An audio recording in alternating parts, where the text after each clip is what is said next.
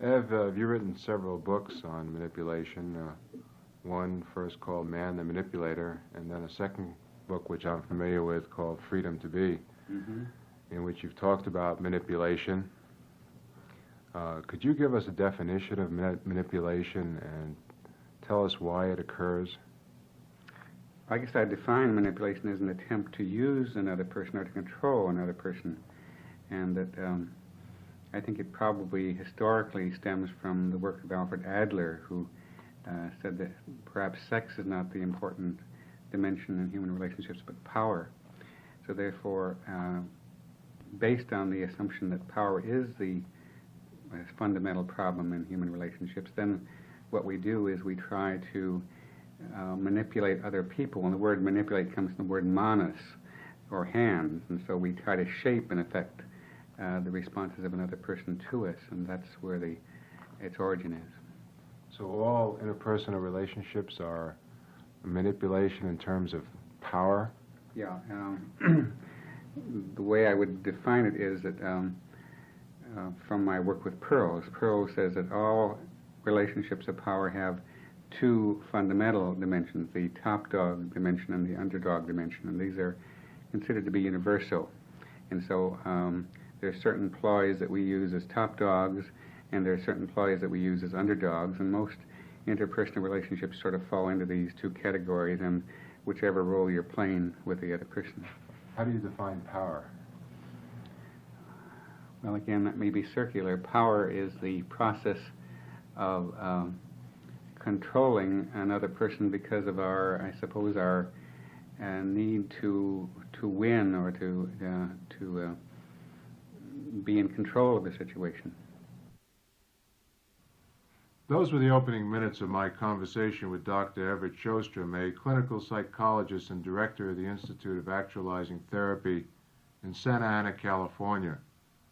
I've always valued Ev's books on interpersonal relationships because they've given me a useful way of understanding my behavior as I relate and negotiate with my family and my friends.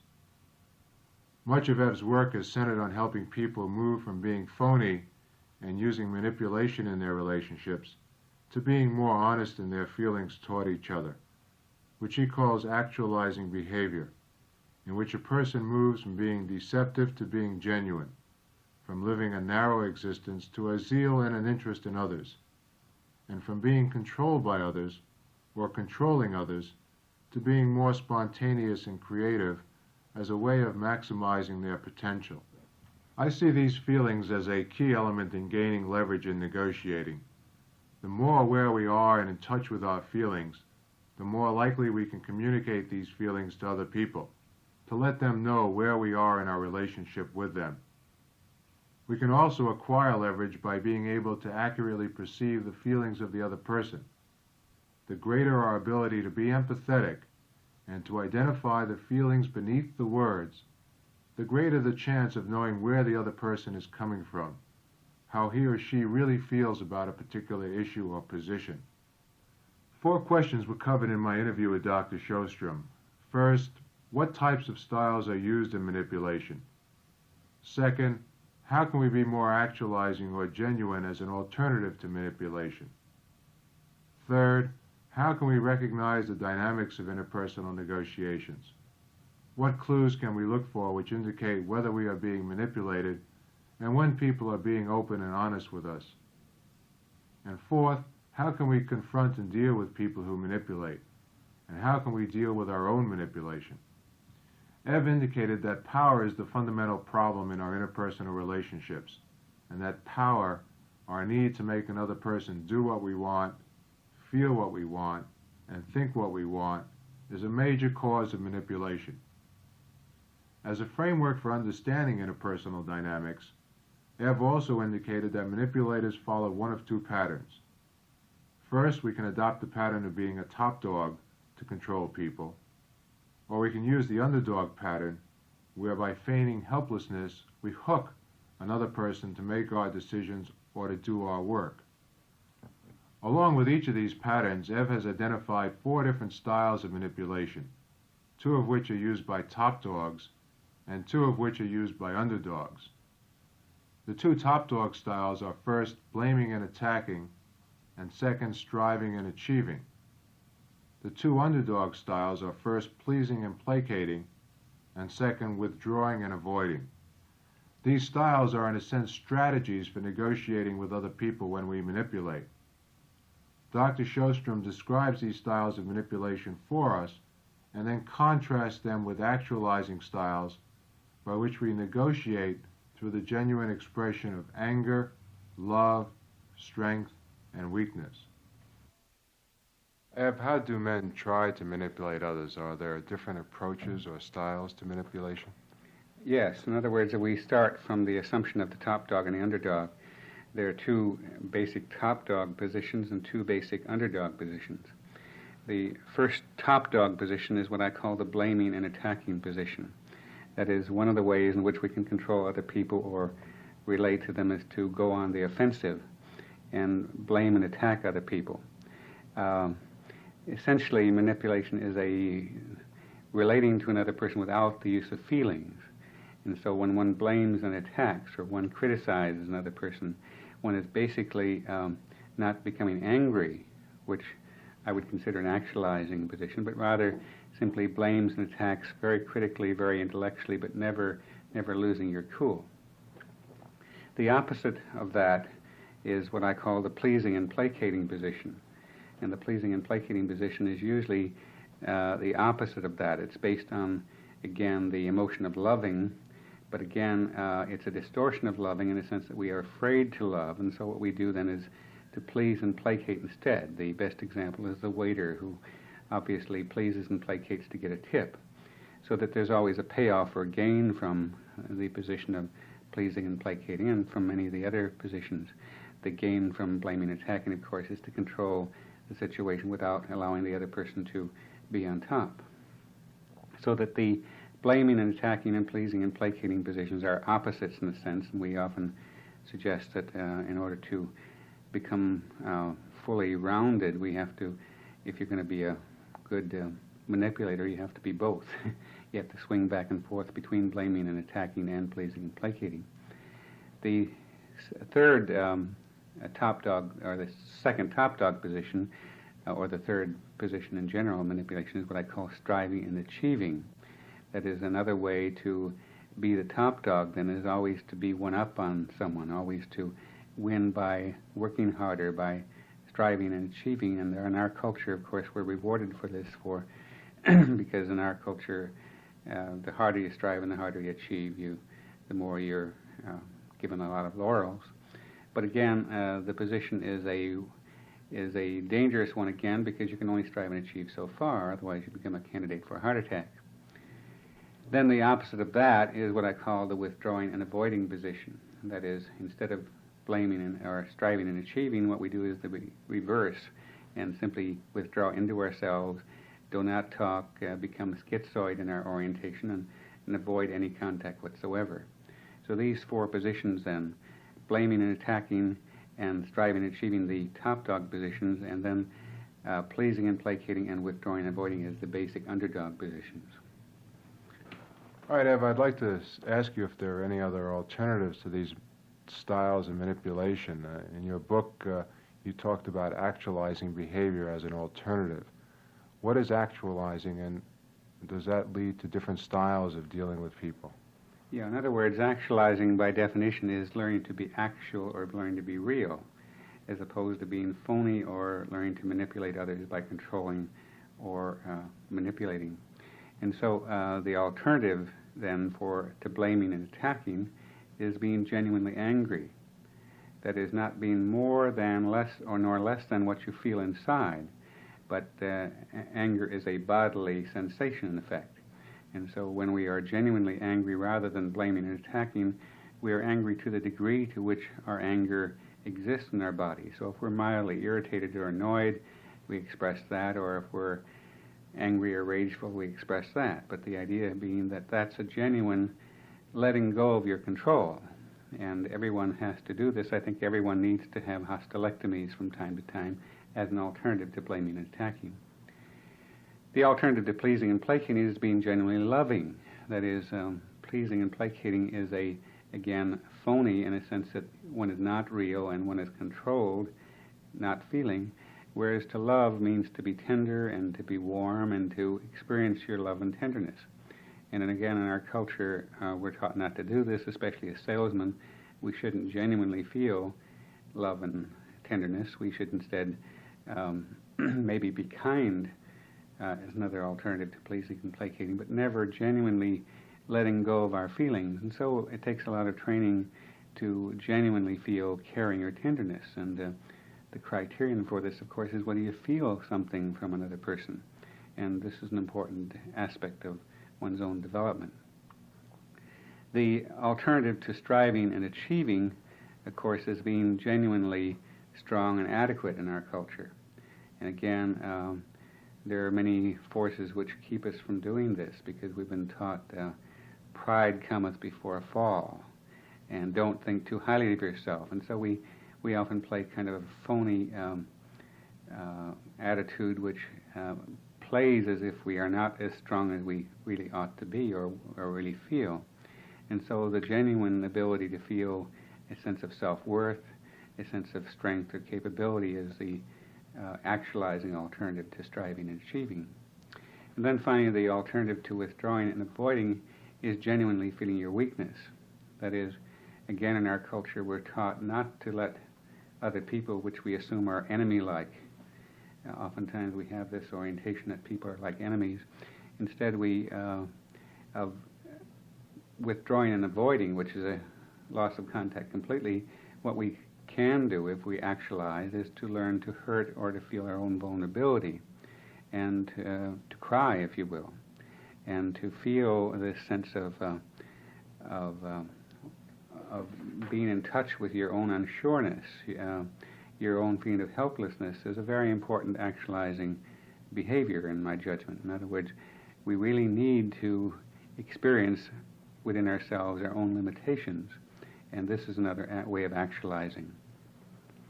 From what you've said, it appears that a person's self-concept is critical to actualizing behavior. A person understanding and knowing his or her self-concept. In other words, what I've discussed so far are two polarities, and we have to learn to understand that these are universal polarities that exist in all of us, and that these dimensions of anger, love, strength, and weakness represent then what we have to feel positively in order to have a good self-concept.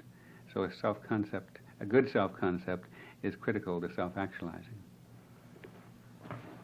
How can we recognize manipulation when it is being used against us? Well, I think one of the most primary ways is to observe the person you're dealing with and observe the amount of tension that exists in their voice. In other words, as we become more manipulative and less actualizing, our whole body tends to tighten up, so that the hands, for example, are usually wet and the sweating shows. The face sometimes becomes wet above the lips. There's a general tension in the body, a hunching over. In other words, the whole body, in its defense of itself, which is begins with manipulative techniques, begins to show an awareness of what's happening. So the tone of voice also becomes important. And the eyes, in other words, if someone doesn't look at you, or constantly smiles, or if his tone of voice suggests a certain tension, all these are, or if he closes up with one leg over the other all the time, his whole body seems to be closed, all these are evidences then of the fact that probably some manipulation is going on. So it's primarily through recognizing body language? Yeah, the use of the body language gives you then a clue as to where a person, or how he is, when is he manipulating. Would that also be true if the person is using kindness or sweetness as a manipulative technique? Yeah, in other words, the soft soap kind of voice then would suggest sort of an ickiness, a kind of a saccharine quality to his manipulation. How do we learn to recognize this type of manipulation? Again, it sounds like we're coming back to self-concept. In order to really be able to perceive manipulation, you have to feel a certain kind of awareness about yourself. Well, you have to have a certain awareness about yourself so that you know yourself, for example, when you are manipulating. Because when you're manipulating, then the same kinds of universal sign languages exist in other people. So one of the best forms of training in manipulation is to catch yourself or to be caught in your own manipulations, then you'll be able to see in other people. How do you catch yourself? It's not. Is it through the sweatiness of the hands or the body language, or is it something internal? Well, it's also something internal. It's something which I've come more recently to call the core. I think, for example, your gut or your center, sometimes it's referred to in Eastern language, about 2 inches above the belly button, it has a lot of tensions in it, and so when you're manipulating, there's a lot going on there. There's a lot of stress symptoms which are being expressed there. And also your heart. In other words, your heart constricts just like your body vessels constrict with high blood pressure. And so the heart increases its breathing, and then therefore the breathing itself becomes more shallow, and so on and so forth. All the internal signs are signs that somehow you're not simply relaxing and being straight. Could you give us any examples based on your experience in conducting therapy of people who exhibit different types of manipulative behavior? Yeah, I could, for example, a blaming and attacking person is usually one who is a very critical person. That is, I often call this the graduate student complex. In other words, if you're a graduate student, you're taught to be very critical and usually not very complimentary. We have the English language is filled with really good critical words, but very few warm and tender complimentary words. So this would be one way of recognizing the constant criticizer. The pleaser and the placater, again, I use the illustration of the waiter because that keeps coming up as an example, because anyone on who is dependent on tips or favors, it seems to me, can be easily recognized in this way. I think the striver and achiever is most clearly recognized in the businessman who continues to work at a very high level of efficiency even though he doesn't need the money anymore. He seems to be on a power trip. He's really just doing it because he enjoys the secret sense of glory he gets over winning over people. And I think we have to understand winning and losing a little more, and understand that whenever you win, you lose, and vice versa. It's impossible just to win. But the person who's the striver and achiever doesn't know that. And then finally, the withdrawer and avoider is a kind of the person whose whole body posture withdraws, and you got a kind of feeling like he's given up, but he's going to win by losing. He's going to win by simply giving up and making you do the work, and if any work is done, it'll have to be done by you. So he has various ploys to do that by asking questions and playing stupid and so forth, which are all designed to get you to become the top dog and do the work for me. It's sort of a dependency hook, in other words. Right. Using dependency as a way of controlling another person. What are the long-term effects of these various types of manipulative behavior? We talked before about stress. I would imagine that would be one impact. Yeah, I think, for example, I think manipulation is a primary defensive behavior, out of which then we develop certain character disorders and then even psychoses, if we continue to use these these methods over a long period of time. All right. What are some methods or techniques for confronting manipulative behavior in others?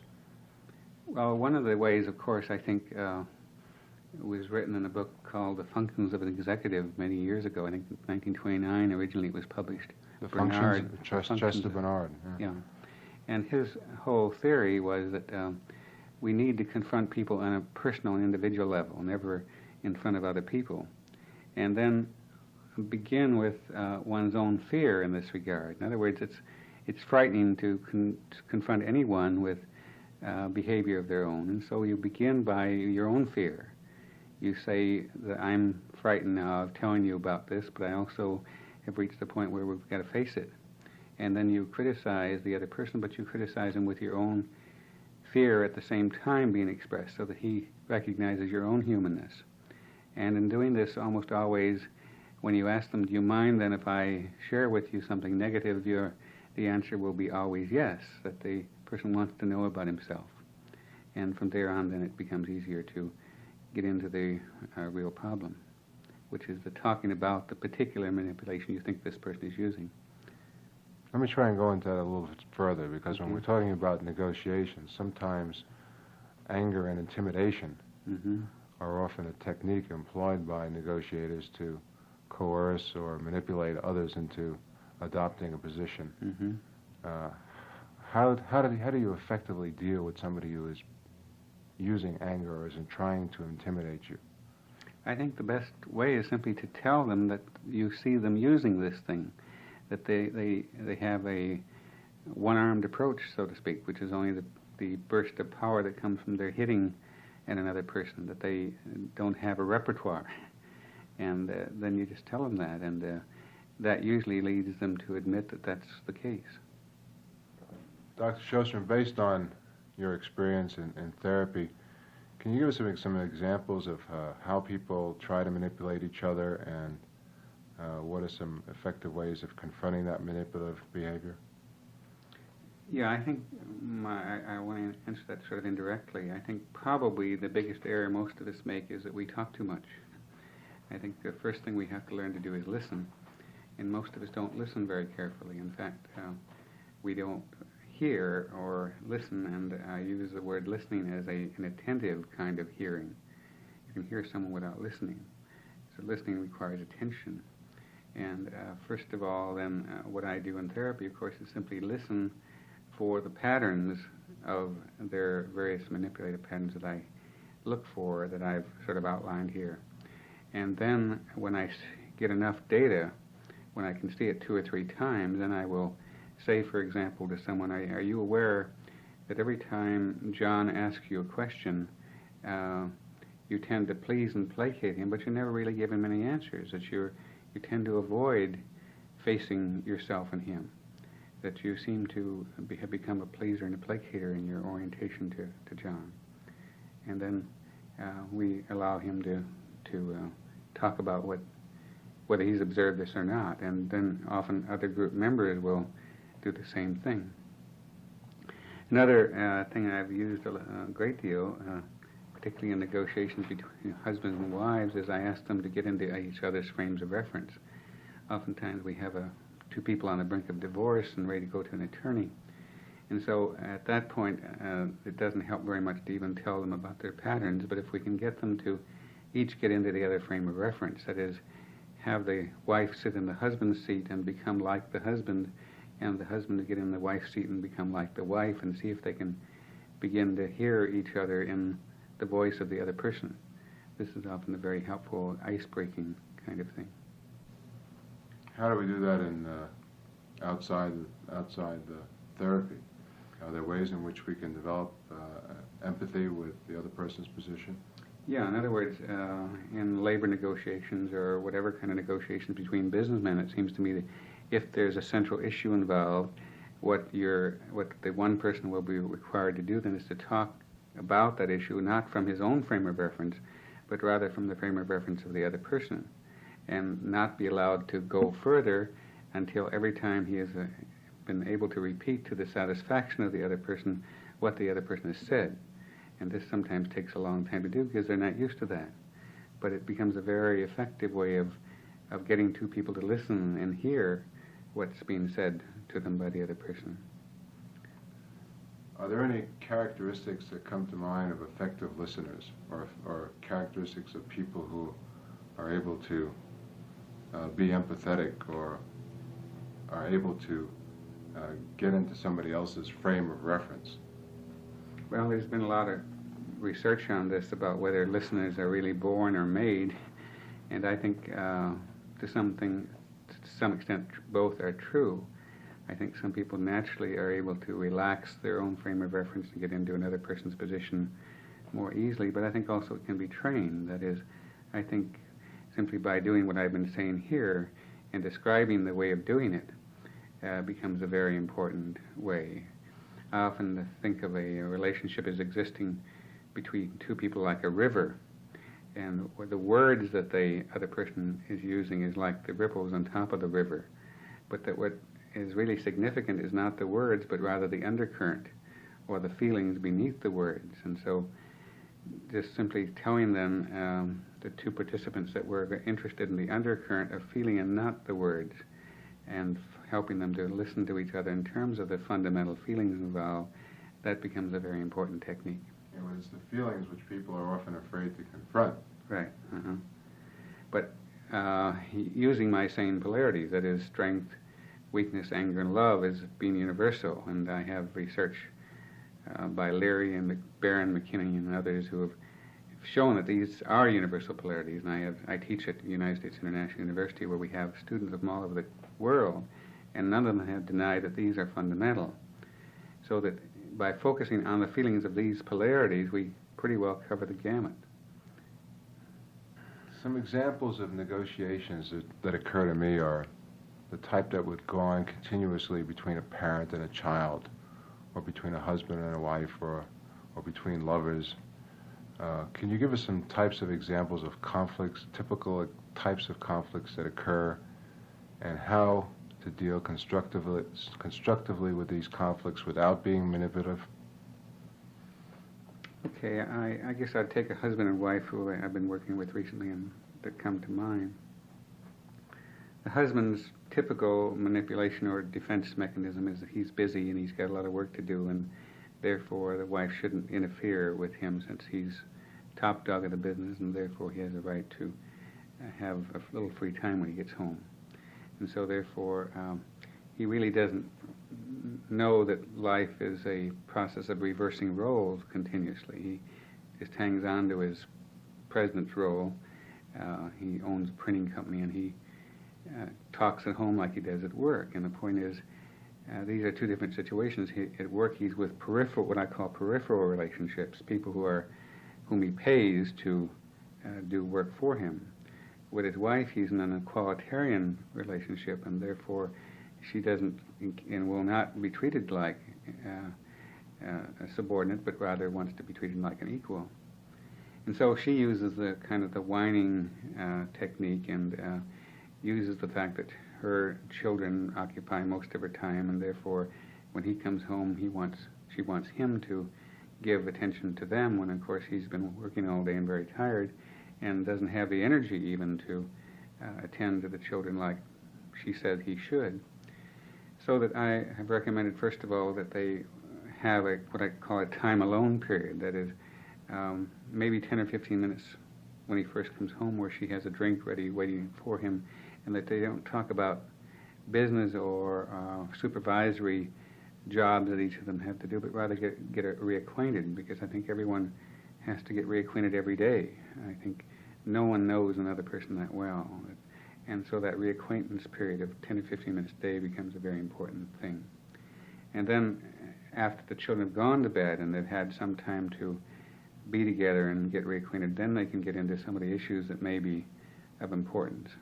But again, then we move into the frame of reference thing, to let the other person really be aware of where you're coming from and what your concerns are, and vice versa, and often seeing if the wife can become like the husband and reverse into his role, and vice versa, and see if they can really get a sympathy or an empathy for each other's positions. Because once that happens, then of course communication is started.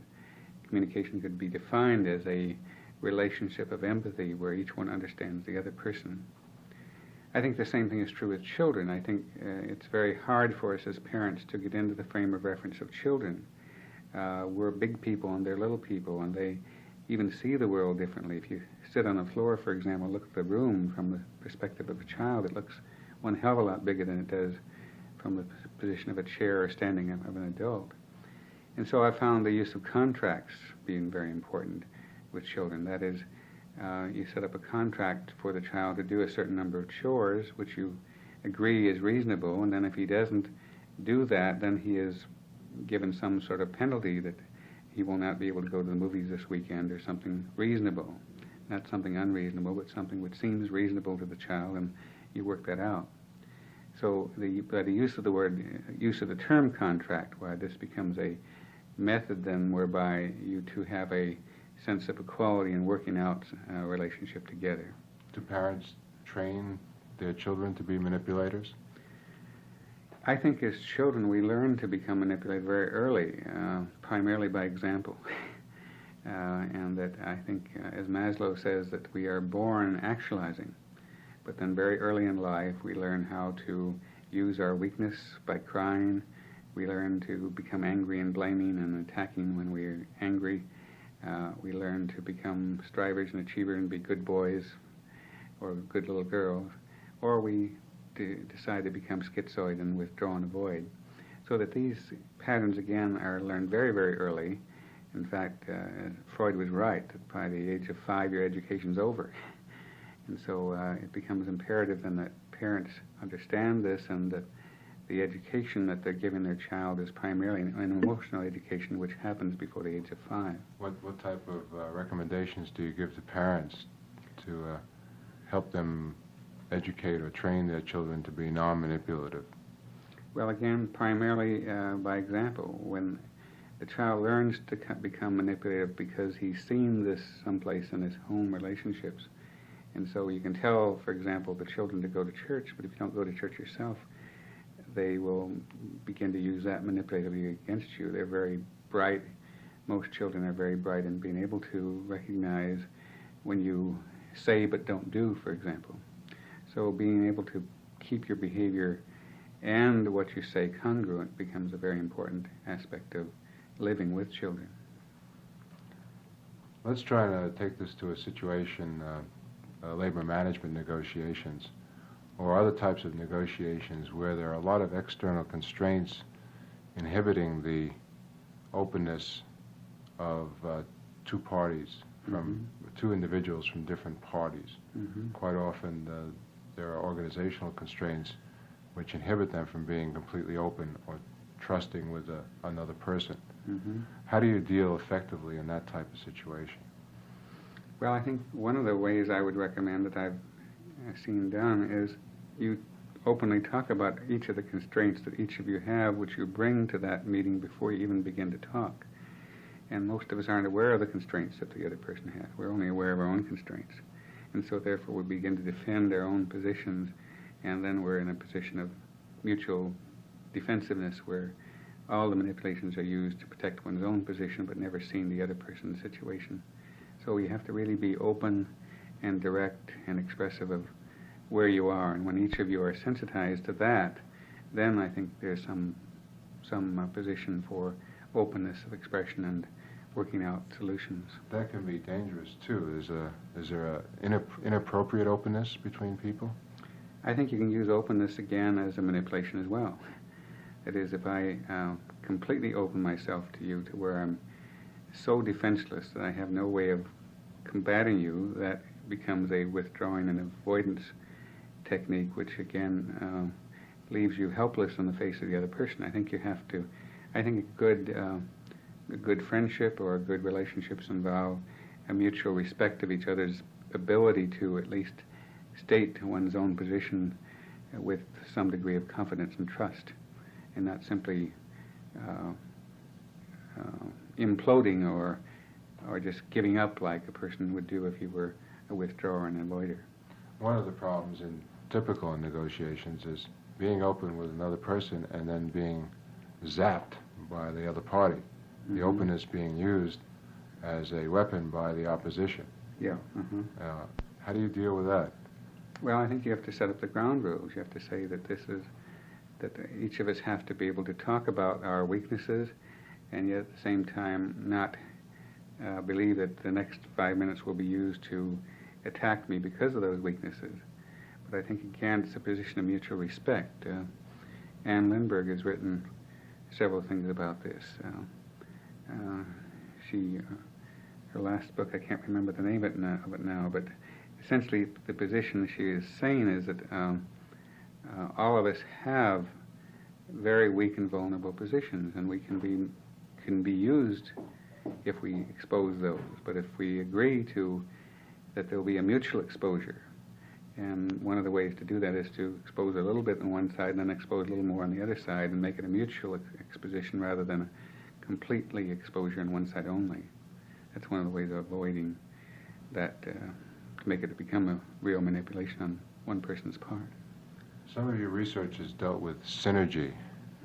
Could you tell us what synergy is and what synergistic behavior is?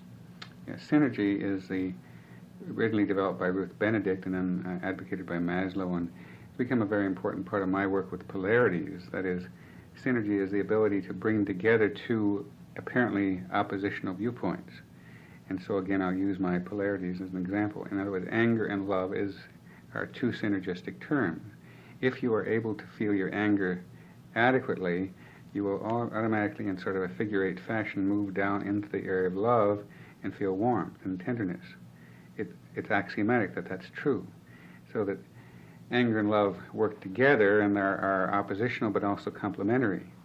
And strength and weakness are the same thing. In other words, we usually think of a strong person as not being a weak person, whereas a good synergistic term is courage. Courage is the ability to be strong as well as weak, so that everyone who is actualizing has this quality of synergy that Maslow talks about and which I discuss in my polarities.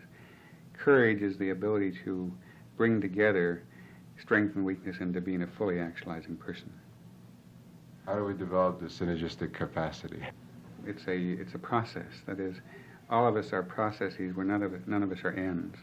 And if we think of life as a continuous system of continually opening ourselves and being aware of the opposite polarities that exist in life, one of the good techniques I use sometimes with my patients, I ask them, tell me the opposite of what characteristic now that you are saying is so great. And this causes them to think about that. And usually they'll come up with it, but it'll take a little time. Because from my point of view, for every truth, there's an equal and opposite counter-truth. And when you know that and believe that, then this gives you sort of a balanced approach to living. Synergy, the ability to see the opposites of life as meaningfully related. And as Dr. Shostrom just indicated, synergy is needed to gain a balanced approach to life. Synergy requires that we recognize and synthesize these polarities in ourselves and when dealing with other people. In some ways, I can equate synergy with negotiating, the process of resolving conflicting needs, values, and feelings, either within ourselves or at the bargaining table. If we can accept the fact that these polarities of feelings or values are related, we can avoid becoming rigid in our approach to negotiations and avoid the trap of seeing conflicts as right or wrong, good or evil, and end up taking an either-or position when we negotiate. To illustrate synergy a little further, let's use Dr. Shostrom's polarities of anger and love as one polarity and weakness and strength as another. Dr. Shostrom sees these polarities as representing most of our inner conflicts. For example, most of us are taught to be strong and stand up and be counted. But we are also taught to be humble. Blessed are the meek. However, as he pointed out, if we are to grow and tap our potential, we must be willing to get in touch with these feelings and express them. For example, to love someone means to be closely involved with them and to stroke them the right way. But closeness also involves rubbing each other the wrong way from time to time. I should be able to say to somebody I love, "Hey, I care about you even though there are things about you I don't like." The same is true on the strength-weakness polarity. There are times when we feel powerful, strong, capable, and adequate. But there are also times when we feel unsure, vulnerable, and helpless. It's only when we can experience and accept all of these feelings that we can be honest and genuine with ourselves and others. If we hide or distort these feelings, we start manipulating others to be safe. To quote Dr. Shostrom, instead of loving, we become placating. Instead of being genuinely angry, we simply blame. Instead of being genuinely strong, we connive to control indirectly. Instead of admitting that we feel genuinely weak and impotent, we withdraw so as not to show our vulnerability. However, it's also important not to get stuck on one end of these polarities. If we get stuck on strength, we find ourselves power-oriented and unable to strike a balance in our relationships with others. If we get stuck on weakness, we can start to believe in our own impotence. To be synergistic requires being able to strike a balance between strength and weakness, and this requires the ability to have both courage and compassion. courage enough not to get stuck on strength, but willing to face the emotions of disappointment in our lives, which means getting in touch with our weakness or vulnerability. Compassion involves moving from weakness towards strength, which allows us to gain greater empathy with those around us.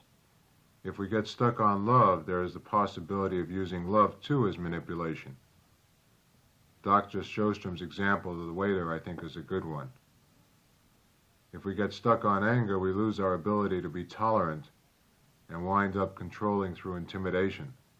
So to be synergistic often requires moving from the extremes of love and anger to being both caring and assertive. First, caring about helping other people meet their needs because it gives us a sense of delight and not for some manipulative payoff. Second, being assertive by tempering our anger with love. Dr. Shostrom indicated that if a person becomes addicted to a manipulative pattern, the result is often stress, psychoses, heart attacks, anxiety, and other effects of mental ineffectiveness. And he contrasted manipulation with the alternative life pattern of actualization, being able to experience and tap our potential for growth and to live life with caring, compassion, and courage. I find these characteristics of actualizing behavior in many ways similar to the characteristics of mental health. In a few minutes, we will be examining the impact of stress on our ability to negotiate conflicts with others and within ourselves. So it might be useful to examine the characteristics of mentally healthy people as a way of contrasting mental health with stress. Now, there isn't any one line that neatly divides the mentally healthy from the unhealthy. There are many degrees of mental health. There is no one characteristic by itself that can be taken as evidence of good mental health, nor the lack of any one characteristic as evidence of mental illness. And nobody has all the traits of good mental health. These are some of the characteristics of people with good mental health as identified by the National Association of Mental Health. First, they feel comfortable about themselves. Second, they feel right about other people. And third, they are able to meet the demands of life.